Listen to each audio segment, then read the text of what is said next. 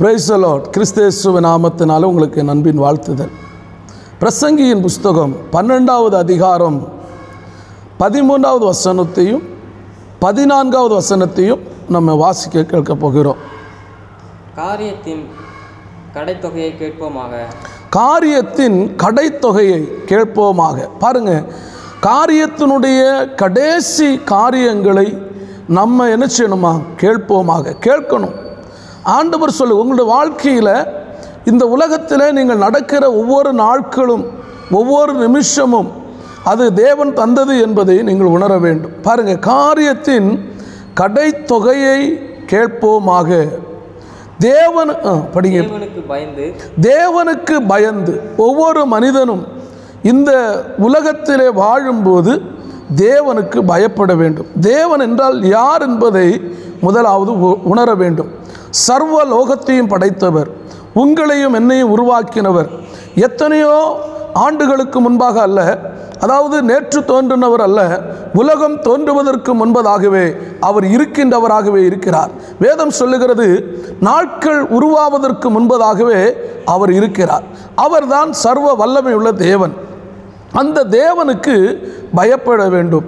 எப்போ பயப்பட வேண்டும்? ஒரு கோயிலை பார்த்த உடனே பயப்படுகிறது அல்ல, ஒரு ஊழியக்காரர்களை பார்த்த உடனே பயப்படுகிறது அல்ல, அல்லது ஒரு சாமியாரை பார்த்த உடனே பயப்படுகிறது அல்ல. எப்பொழுதும் எந்த நிலைமையிலையும் எங்கு அமர்ந்திருந்தாலும் எந்த இடத்திலையும் நீங்கள் கர்த்தருக்கு பயப்பட வேண்டும், தேவனுக்கு பயப்பட வேண்டும். ஏனென்றால் தேவன் உங்களை எப்பொழுதும் எந்த நிமிஷத்திலையும் உங்களை கவனித்து கொண்டு இருக்கிறார் என்பதை நீங்கள் மறந்து போகக்கூடாது. தேவனுக்கு பயந்து அவர் கற்பனைகளை கைக்கொள். பாருங்க, தேவனுக்கு பயப்படுகிறது மட்டுமல்ல, இன்னைக்கு நிறைய பேர் கர்த்தருக்கு பயப்படுகிறது போல நடித்து கொண்டிருக்கிறார்கள். கர்த்தருக்கு பயப்படுகிறது போல பயங்கர விதமான ஆக்ஷன் பண்ணிட்டு இருக்கிறாங்க. ஆனால் இங்க சொல்லுகிறது, கர்த்தருக்கு பயந்து அவர் கற்பனைகளை கைக்கொள். பாருங்க, ஆண்டவருடைய நிறைய கற்பனைகள் சொல்லப்பட்டிருக்கிறது. பரிசுத்த ஸ்தலங்களிலே தைரியமாக தங்களுடைய பாதரட்சையை அணிந்து கொண்டு இன்றைக்கு செய்து கொடுக்கிற எத்தனையோ ஊழியர்களை நாம் பார்க்கிறோம். ஆனால் நான் ஒரே ஒரு வார்த்தை கேட்கிறேன், நீங்கள் பெட்டில் படுத்து தூங்கும்போது, உங்களுடைய அந்த படுக்கை அறையில் படுத்து தூங்கும்போது காலில் செருப்பு போட்டுட்டு படுத்து தூங்குவீங்களா? சற்று யோசித்து பாருங்கள். அநேக சட்டங்களையும் அநேக வார்த்தைகளையும் கர்த்தர் கொடுத்திருக்கிறார்.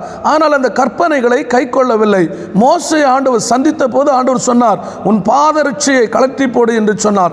அநேக இடங்களிலே பாதரட்சையை கழற்றி போட சொல்லியிருக்கிறார்.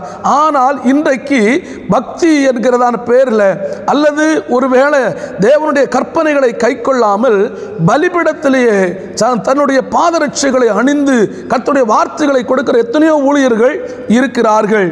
அதை நீங்கள் கவனித்து பாருங்கள். அடுத்து, கைக்கொள். எல்லா மனுஷர் மேலும் விழுந்த கடமை இதுவே, ஒரு மனுஷனுக்கு அல்ல. ஒருவேளை நீங்க சொல்லலாம், விசுவாசிகள் தான் கர்த்தருக்கு பயப்பட வேண்டும், ஏன் ஊழியக்காரன் பயப்பட வேண்டும்? ஆனால் ஒருவேளை அப்படி நீங்க நினைக்கலாம். அப்படி அல்ல, ஊழியக்காரனும் கர்த்தருக்கு பயப்பட வேண்டும். இந்த உலகத்தில் இருக்கிற அத்தனை மனிதர்களும் சாதாரணமான மண்ணு என்பதை அறிந்து எல்லா மனிதர்களும் எந்த சூழ்நிலையிலையும் கர்த்தருக்கு பயப்பட வேண்டும் என்று வேதம் தெளிவாய் சொல்லுகிறது. அது மட்டுமல்ல, எல்லா மனுஷரும் தேவனுக்கு பயப்பட வேண்டும் என்று சொல்லுகிற அந்த கர்த்தர் இந்த கற்பனைகளை கைக்கொள்ள வேண்டும் என்று எல்லார் மேலையும் விழுந்த கடமை என்று ஆண்டவர் சொல்லுகிறார். அடுத்து பாருங்க, ஒவ்வொரு கிரியையும் அந்தரங்கமான ஒவ்வொரு காரியத்தையும் நல்லா புரிஞ்சுக்கோங்க.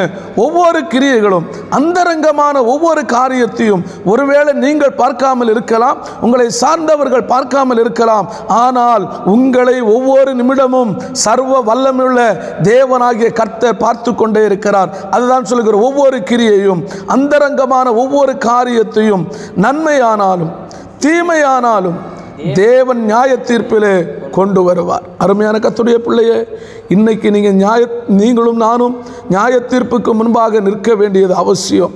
நீங்களும் நானும் அந்த நியாயாதிபதிக்கு முன்பதாக நிற்க வேண்டியது அவசியம். நாம் பாவிகளிலே பிரதானமான பாவிகள்.